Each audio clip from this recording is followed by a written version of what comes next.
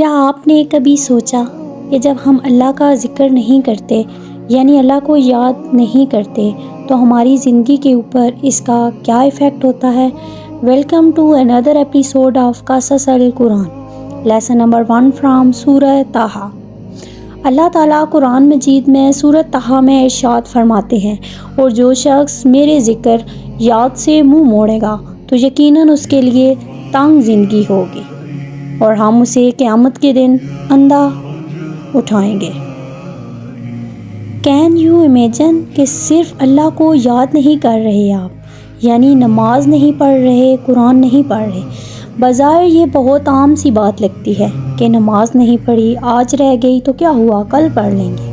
قرآن کا ادب ہی ہم لوگ اتنا زیادہ کرتے ہیں کہ اوپر والی شیلف میں رکھ کر بھول جاتے ہیں۔ قرآن کا ادب ہی ہم لوگ ایسے کرتے ہیں کہ اسے کھولتے ہی نہیں۔ آپ اپنی ڈیلی روٹین میں کچھ ٹائم اللہ کے لیے مخصوص نہیں کر رہے تو پھر آپ کی زندگی برے طریقے سے اسٹک ہو جاتی ہے، even financially, physically and emotionally. ہر طریقے سے آپ خود کو بری حالت میں پاتے ہیں۔ دل کا سکون وہ تو ہمارے پاس سے گزرتا ہی نہیں۔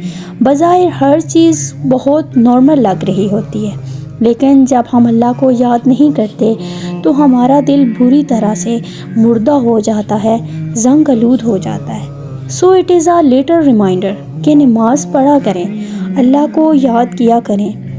یہ تو اس دنیا کا حال ہے۔ اللہ قرآن پاک میں ارشاد فرماتے ہیں، اور جو شخص میرے ذکر سے منہ موڑے گا تو یقیناً اس کے لیے زندگی تنگ ہوگی اور ہم اسے قیامت کے دن اندھا اٹھائیں گے۔